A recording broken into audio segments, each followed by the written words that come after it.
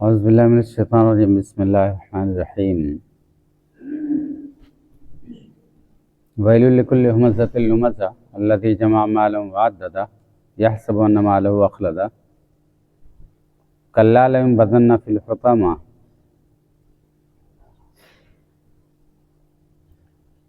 Well ہے ایسے شخص کے لیے جو عیوب ٹٹولے اور غیبت کرے۔ ویل ہے اس شخص کے لیے جو مال کو جمع کرے اور گن کر کے رکھے، وہ سمجھتا ہے کہ اس کا مال اس کے پاس ہمیشہ ہمیشہ رہے گا۔ کلا لینبذن فی الحطمہ، ہرگز نہیں، مال اس کے پاس ہمیشہ ہمیشہ اس کے پاس نہیں رہے گا، بلکہ کلا لینبذن فی الحطمہ، وہ حطمہ میں ضرور بضرور پھینک دیا جائے گا۔ حطمہ وما ادراک ما الحطمہ، اور تمہیں کیا معلوم کہ حطمہ کیا ہے؟ وہ ایسی آگ ہے، اور تجھے کیا معلوم کہ ایسی آگ حطمہ ایسی آگ کیا ہے؟ نار اللہ الموقدہ، وہ اللہ کی سلگائی ہوئی آگ ہے۔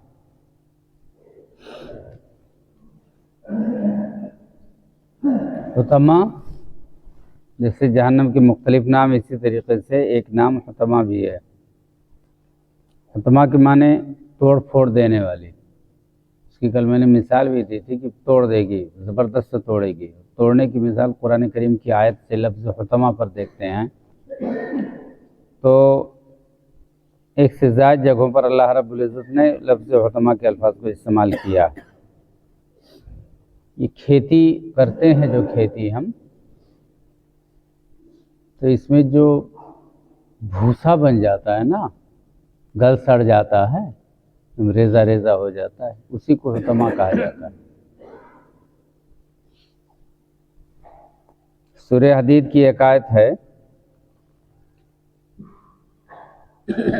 ثم یہیج فطر، آیت کا ٹکڑا، یعلموا انما الحیاۃ الدنیا لعب ولہو وزینۃ وتفاخر بینکم وتکاثر فی الاموال والاولاد کمثل غیث اعجب الکفار نباتہ ثم یہیج فتراہ مصفرا ثم یکون حطاما۔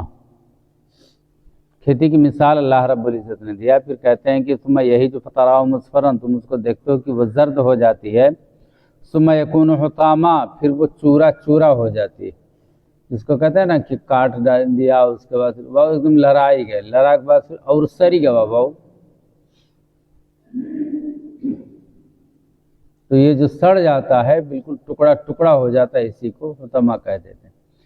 یا وہ فصل کھڑی ہوئی جو بالکل ناکارہ ہو جائے، بالکل ناکارہ ہو جائے، جس میں بھی بیماری لگ جائے اور وہ کسی کام کا نہ ہو جائے، وہ کہتے ہیں نا وہ ایک دم کالا ہو جانا اور کیا کیا ہونا، اس طریقے کی چیزیں جو کیفیت ہوتی ہے اسی کو حطمہ کہا جاتا ہے۔ سورہ واقعہ کی آیت ہے کہ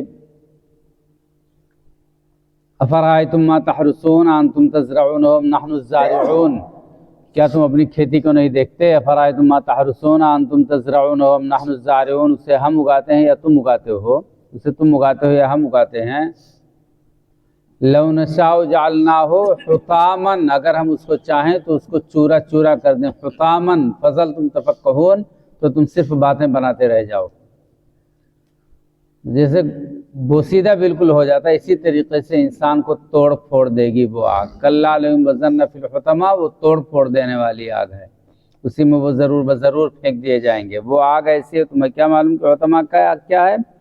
وہ ایک آگ ہے، وہ جو کہا جاتا ہے کہ وما ادراک ما الحطمہ، یہ ایک استفہام انکاری کہا جاتا ہے، جس کو ہمارے پڑھے لکھے لوگوں کی زبان میں، جس کا مفہوم یہ ہوتا ہے کہ وہ اتنی خطرناک، اور اس کی خطرناکی کی وضاحت کرنے کے لیے اللہ رب العزت کہتے ہیں کہ وہ آگ جھلسا دے گی اور اتنی خطرناک ہوگی کہ توڑ پھوڑ کر کے رکھ دے گی، استفہام انکاری کہا جاتا ہے۔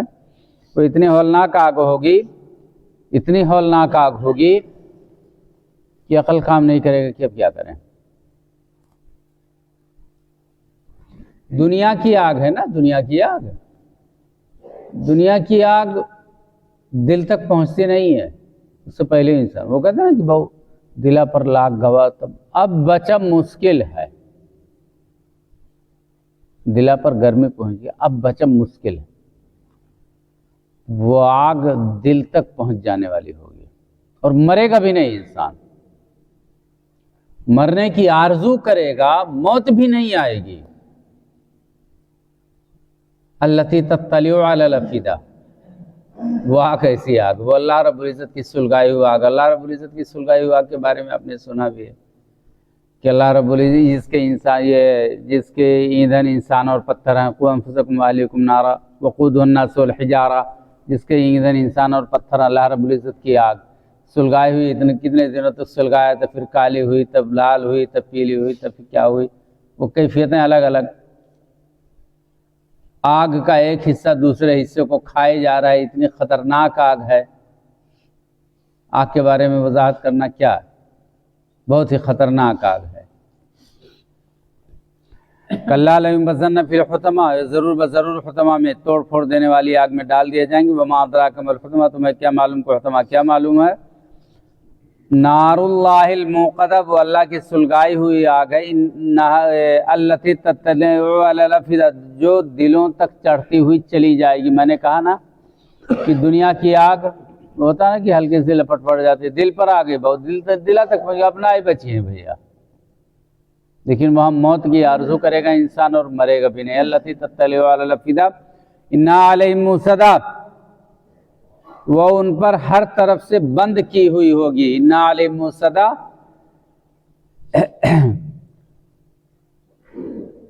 مان لیجئے ایک دائرہ بنا دیا، ایک گولا بنا دیا، ایک گڈھا بنا دیا، اور اس میں آگ جل رہا اور اسی میں ڈال دیا گیا جس میں بھاگنے کی بھی گنجائش نہیں۔ انہا علیہم موصدہ، وہ ان کے ادھر چاروں طرف سے گھیرے ہوئے ہوگی۔ فی عمد ممددہ، بڑے بڑے ستونوں میں گھیرے ہوئے ہوگی۔ اس کا ایک تو یہ ہو سکتا ہے کہ وہ دیوار، وہ ایک پورا گڈھا اسی میں ڈال دیا جائے، یا بڑے بڑے ستونوں میں کا مطلب یہ ہو جاتا ہے کہ ان کو چاروں طرف سے باندھ دیا جائے گا، کہیں بھاگنے کی گنجائش نہیں، یہیں پڑے رہو، یہیں پڑے رہو، یہیں پڑے رہو۔ فی عمد ممددہ، بڑے بڑے ستونوں میں چاروں طرف سے گھیر لیں گے، گنجائش کہاں ہے، کہاں نکل کے جائیں گے؟ یہ اللہ رب العزت کی گرفت اور پکڑ ہے۔ یہ عذاب ہے ان لوگوں کے لیے جو اشارہ اور کنایہ میں کسی کی تحذیق اور کسی کی استہزاء اڑاتے ہیں، کسی کی تضحیق کرتے ہیں اشارہ اور کنایہ میں۔ یہ آگ ان لوگوں کے لیے ہے جو کسی کا مذاق اڑاتے ہیں، کسی کی غیبت کرتے ہیں، چغلی کرتے ہیں، زبان پر، منہ پر سامنے برائی بیان کرنا شروع کر دیتے ہیں لایانی طور پر۔ یہ آگ ہے ان لوگوں کے لیے جو انفاق فی سبیل اللہ نہیں کرتے، اللہ کے راستے میں خرچ نہیں کرتے، وہ سمجھتے ہیں کہ ان کا مال ہمیشہ ہمیشہ ان کے پاس رہے گا، یہ بخیلی اور کنجوسی کرتے ہیں۔ یہ آگ ہے ان تمام لوگوں کے لیے۔ اللہ رب العزت سے دعا کہ اللہ الہ العالمین ہمیں اس خطرناک آگ سے بچائے۔ بار الہ ہمیں قرآن کریم کی آیتوں کو سمجھنے، پڑھنے، انہیں سمجھنے اور انہیں سے سبق حاصل کرنے کی توفیق عطا فرمائے۔ الہ العالمین ہمیں سے مسلمان بندہ، مومن بندہ بن کر کے زندگی گزارنے کی توفیق عطا فرمائے۔ اقول قولی ھذا استغفر اللہ لی ولکم ولسائر المسلمین من کل ذنب فاستغفروہ انہ هو الغفور الرحیم۔ السلام علیکم ورحمۃ اللہ۔